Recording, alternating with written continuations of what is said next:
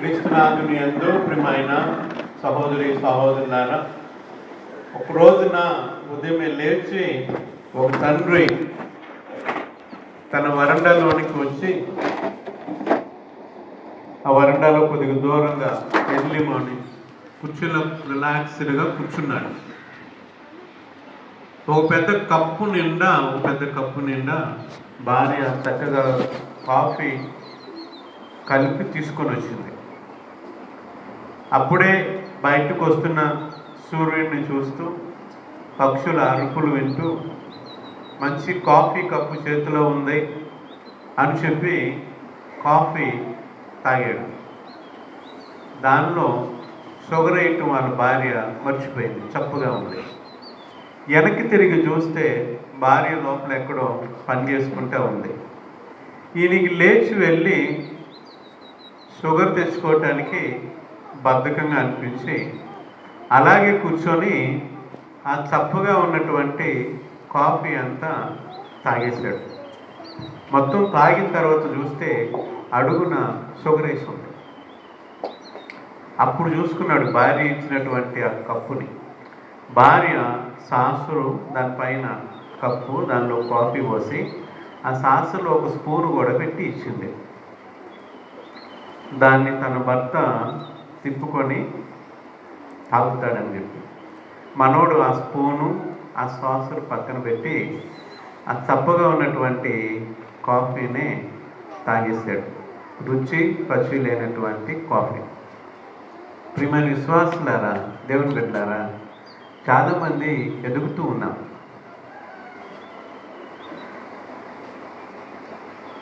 రుచి పచ్చి లేనటువంటి జీవితం. చాలామంది ముందుకు వెళ్తూ ఉన్నాం. అభివృద్ధి లేనటువంటి జీవితం. చాలామంది చాలా ప్రయత్నాలు చేస్తూ ఉన్నాం. ఎటు వెళ్ళినా అన్నీ ఎదురొచ్చేటటువంటి జీవితం. చాలామంది రకరకాలైనటువంటి పనులను చేయాలని చూస్తున్నాం. అన్ని పనులు వచ్చాడికి, కానీ ఏ పని చేయడు. ఆలోచిద్దాం ప్రియమైన విశ్వాసులారా, దేవుని బిడ్డలారా. ఎందుకు చాలామంది ప్రయత్నాలు పనులు విఫలం అవుతున్నాయి? ఎందుకు చాలామంది ప్రయత్నాలు పనులు విఫలం అవుతూ ఉన్నాయి? చాలామందికి యాంత్రికమైనటువంటి జీవితమే. దేవునితో కాంటాక్ట్ ఉంది, దేవునితో కనెక్షన్ లేదు. దేవునితో కాంటాక్ట్ ఉంది, దేవునితో కనెక్షన్ లేదు. ఈ రెండు పదాలకు అర్థం మనం ఒకసారి తెలుసుకోవటానికి ప్రయత్నం చేద్దాం ప్రియమైన విశ్వాసులారా, దేవుని బిడ్డలారా. యోహాను శుభవార్త 15వ అధ్యాయం 5వ వచనంలో, నేను ద్రాక్షావల్లిని మీరు కొమ్మలు, ఎవరు నా యందు ఉండునో నేను ఎవని యందు ఉండునో అతడు అధికముగా ఫలించును. ఏలైనా నేను లేకుండా మీరు ఏమీ చేయజాలరు. బాగుంటుంది. ఈ ఒక్క మాటను నేడు మనం ధ్యానం చేసుకోవటానికి ప్రయత్నం చేద్దాం. నేను ద్రాక్షావల్లిని, మీరు రెమ్మలు. ఆ రెమ్మ చెట్టుతో ఉంటే పూలు వస్తాయి. ఆ రెమ్మ చెట్టుతో లేకపోతే అవే వాటికి ఆఖరి పువ్వులు. నేను ద్రాక్షావల్లిని, మీరు రెమ్మలు.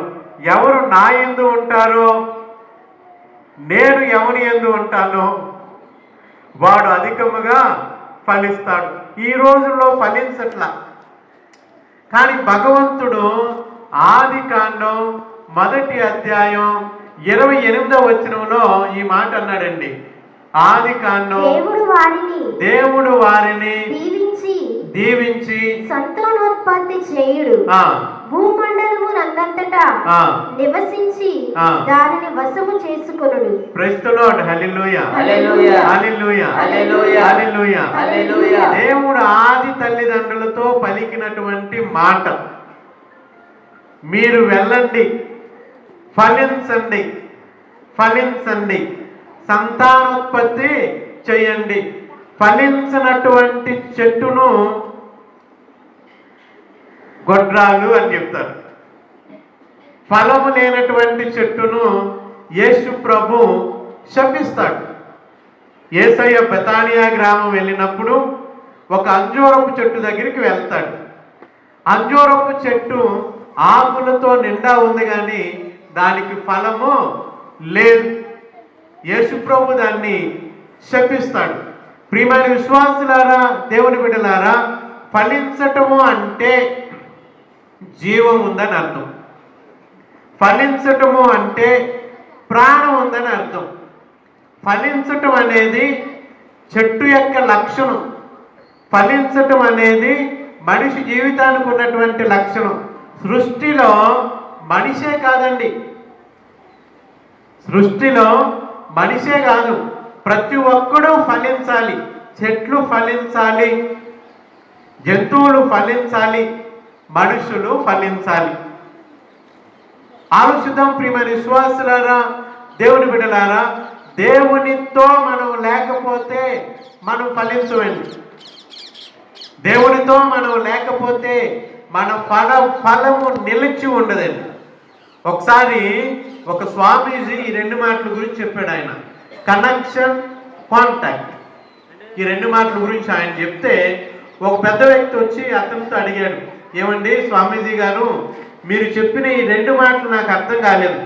బంధం, సంబంధం, బంధం, సంబంధం, ఈ రెండు పదాలకు మీరు చెప్పినటువంటి మాటలు నాకు అర్థం కాలేదంటే అప్పుడు వాళ్ళిద్దరూ కూర్చొని వాళ్ళిద్దరూ మాట్లాడుకోవటం మొదలుపెట్టారు. స్వామీజీ అడిగాడు ఆ వ్యక్తిని, నువ్వు ఎక్కడ నివసిస్తావంటే నేను పలానా చోట ఉన్నానండి.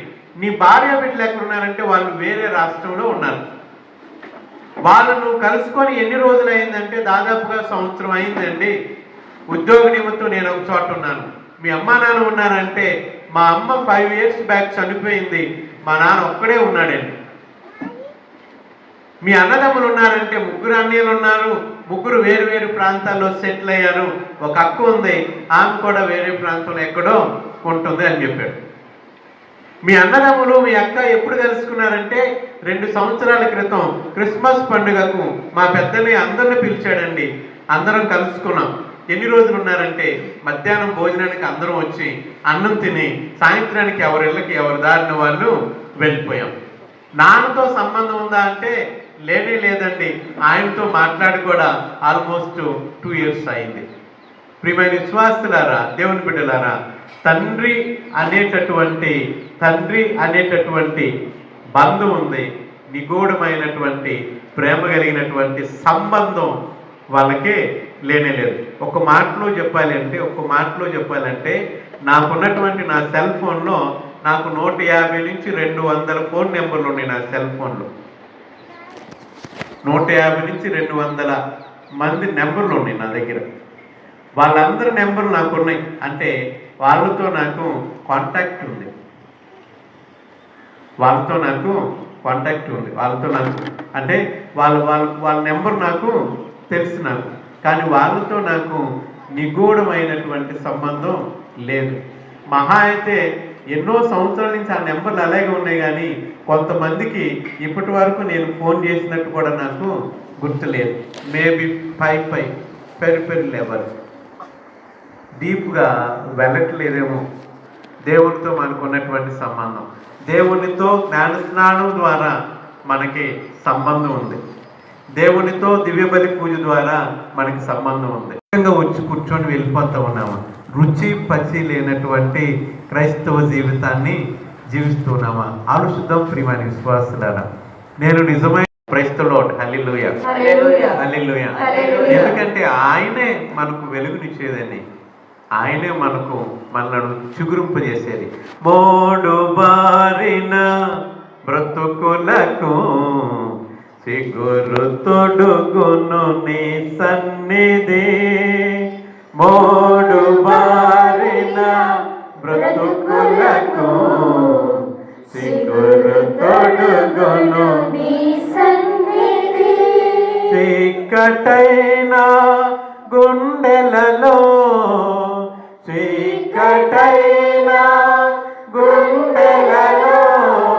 వెలుగు నింపును నీ సన్నిధి.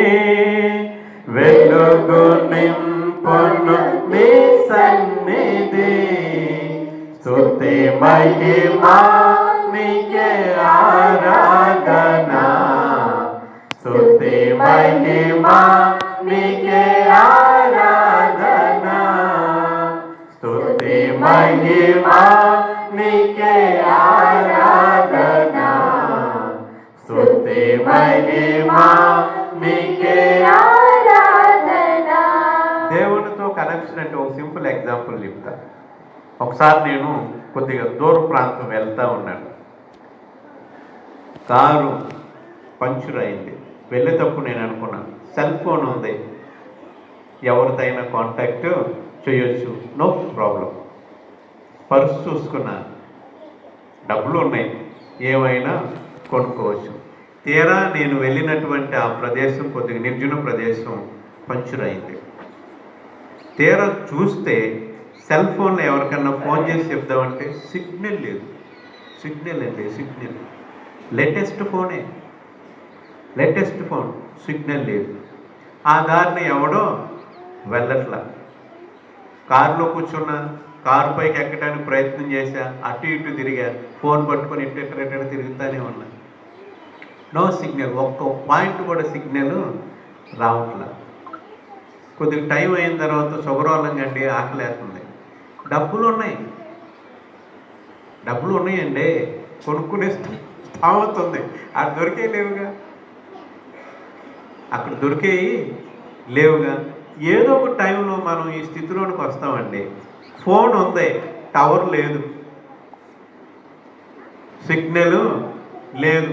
దేవుడు ఉన్నాడు, దేవుడితో నీకు సంబంధం ఉందా? దేవుడితో నీకు సంబంధం. Very simple logic. నేను లేకుండా మీరేమీ చేయజాలరు. మీతో చెప్పే ఉంటా. డాక్టర్ గారు సర్జరీ చేశాడు, one of the best doctor in Vijayawada. Operation theatre బయట నిలబడ్డాం. డాక్టర్ గారు అండి, ఏంటి పరిస్థితి? మా పని మేము చేసేసామయ్యా, కాంప్లికేటెడ్గా ఉంది, ఆపరేషన్ బాగా జరిగింది. తెల్లారి మీ నాన్న కళ్ళు తెరిస్తే తెలిసినట్టు, లేకపోతే లేదు. ఏంటంటే అంటున్నారంటే దేవుడిదే భారం. మరి నీకు 4 లక్షలు పెట్టే కదా సర్జరీ చేయమని. దేవునిదే భారం. మీరు one of the best gold medalist అన్నారు కండి. మీరు నేను దేవుడిని నమ్మనయ్యా, మరి దేవుని మీదే భారం అంటున్నావు ఏంటండి అంటే అంతే. నేను లేకుండా మీరేమి, ఆది తల్లిదండ్రులు దేవుడు లేకుండా ఏదో చేయాలనుకున్నారు. ఆది తల్లిదండ్రులు దేవుడు లేకుండా ఏదో చేయాలనుకున్నారు. దేవునిలాగా మారాలనుకున్నారు, దేవునిలాగా అవ్వాలనుకున్నారు. దేవునితో మాకు సంబంధం ఏంటి అనుకున్నారు. ప్రియమైన విశ్వాసులారా, మిజరీ మరణాన్ని ఈ లోకానికి తీసుకొని వచ్చారు. కయను దేవునితో సంబంధం లేకుండా ఏదో చేయాలనుకున్నాడు, దేశ దిమ్మరిగా మారాడు. ఎవరైతే దేవునితో సంబంధం లేకుండా ఉన్నారో నాశనం అయ్యారు. మహాబలవంతుడైనటువంటి సంసోనైనా ఎప్పుడైతే దేవునితో సంబంధాన్ని కోల్పోయాడో, దేవునితో అంటిపెట్టుకొని లేడో, సంసోను తన యొక్క జీవితాన్ని నాశనం చేసుకున్నాడు. అదే మాటలు నేటి మొదటి పట్టణంలో పౌలు గారి గురించి చెప్తున్నారు. కొద్దిగా మనం వెనక్కి వెళితే పౌలు మనోపరివర్తనం, సౌలు మనోపరివర్తనం. సౌలు ఏమనుకున్నాడంటే దేవునితో సంబంధం లేకుండా దేవుని ప్రజలను చంపేయాలనుకున్నాడు. దేవునితో సంబంధం లేకుండా దేవుని నామం గురించి మాట్లాడే వాళ్ళను రూపుమాపాలనుకున్నాడు. కానీ ఆ దేవుడు సౌలుని పట్టుకున్నాడు. పేతురు గారు దేవునితో సంబంధం లేకుండా జీవించాలనుకున్నాడు. ఆ పేతురు గారిని భగవంతుడు పట్టుకున్నాడు. తోమాసు గారు దేవునితో సంబంధం లేకుండా జీవించాలనుకున్నాడు. ఆ తోమాసు గారిని భగవంతుడు పట్టుకున్నాడు. యూదా ఇస్కరియోతు దేవునితో సంబంధాన్ని తెగొట్టుకున్నాడు. పోగొట్టుకున్న తన సంబంధాన్ని పునర్నిర్మించుకోవాలి అని చెప్పి యూదా ఇస్కరియోతుకి లేదు. అందువల్ల ఉరేసుకొని పొట్ట పగిలి చచ్చాడు. మీ జీవితంలో ఎదుగుదల ఉండాలి అంటే, మీరు ఫలించాలి అని ఆశిస్తున్నట్లయితే భగవంతునితో ఆత్మీయ సంబంధము కలిగి ఉండండి. అందుకనే యోహాను గారు అంటారు, ఫలము ఇవ్వని చెట్టులెల్లా, ఫలము ఇవ్వని చెట్టులెల్లా నరకబడి అగ్నిలో వేయబడును, నరకబడి అగ్నిలో వేయబడును. ఎన్నో సంవత్సరాలకు ముందు, యేసు ప్రభు వచ్చే ముందు, మేబీ ఒక 2-3 సంవత్సరాలకు ముందే యోహాను గారు ఈ మాటలు చెప్తాడు. ఇదే మాటలను యేసు ప్రభు చెప్పినటువంటి మాట, మీరు ఫలించాలి, మీ ఫలము నిలిచి ఉండటానికే నేను ఈ లోకానికి వచ్చానని. మీరు ఎప్పుడు ఫలిస్తారంటే, నేను నిజమైన ద్రాక్షావల్లిని, నేను ఎవరి యందు ఉంటానో, ఎవరు నా యందు ఉంటాడో వాడు అధికముగా ఫలిస్తాడు అని లాస్ట్గా, నేను లేకుండా మీరు ఏమీ చేయగలరు. దేవుడు లేకుండా నువ్వు ఎన్ని ప్రయత్నాలైనా చేయొచ్చబ్బా, దేవుడు లేకుండా నువ్వు ఎన్ని ప్రయత్నాలైనా చేయొచ్చు, కానీ నీ ప్రయత్నాలు ఏవి ఫలింపవు, ఫలింపనేరు. ఆరుషుద్ధం ప్రియమైన విశ్వాసులారా, దేవుని బిడ్డలారా, లాస్ట్గా దేవుడు మనల్ని ఫలించాలని ఆశిస్తున్నాడు. నిజంగా మనం ఫలిస్తూ ఉన్నామా? ఆత్మీయ జీవితంలో, ఆధ్యాత్మిక జీవితంలో ఎదుగుదల మనకుందా? యాంత్రికంగా ఉన్నామా? ఎలా ఉన్నామో అలాగే జీవిస్తూ ఉన్నామా? ఎలా ఉన్నామో అలాగే జీవిస్తూ ఉన్నామా? ఆలోచిద్దాం ప్రియమైన విశ్వాసులారా, దేవుని బిడ్డలారా. ఈ రోజుల్లో చాలామంది ఎదుగుతున్నారు, సంవత్సరాలు పెరుగుతున్నాయి, కానీ జీవితంలో ఏ మార్పు ఉండట్లేదు. శారీరకంగా మార్పు ఉంటుంది కానీ ఆధ్యాత్మికంగా మార్పు అనేది చాలామంది జీవితాల్లో ఉండట్లేదండి. పౌలు తన జీవితాన్ని విప్లవాత్మకంగా మార్చుకున్నాడు, దేవునితో సంబంధం పెట్టుకున్నాడు, దేవుడు ఆయన్ని పట్టుకున్నాడు. ఇక జీవించేది నేను కాదు, నాలో ఉన్నటువంటి క్రీస్తు అని చెప్తాడు. థామస్ గారు అంటాడు, నా దేవ, నా ప్రభువ అని అంటాడు. పేతురు నీవు నన్ను 3 సార్లు మొక్కావు, అయినా నేను నిన్ను క్షమిస్తూ ఉన్నాను. ఏం చెప్పాలో పేతురు గారికి అర్థం కాలేదు. కృప వెంబడి కృపతో భగవంతుడు మనలను నడిపిస్తున్నాడు. మనం ఫలించాలి అని, ఆత్మీయంగా మనం ఎదగాలని దేవుడు మన నుంచి ఆశిస్తున్నాడు. కనుక ప్రియమైన విశ్వాసులను మరొకసారి, నేను ద్రాక్షావల్లిని, మీరు రెమ్మలు. ఎవరు నా యందు ఉంటారో, నేను ఎవరి యందు ఉంటానో వాడు అధికముగా ఫలిస్తాడు. నేను లేకుండా మీరు ఏమీ చేయజాలి. ఎందుకు మనం ఫలించట్లేదు చాలామందికి తెలుసు.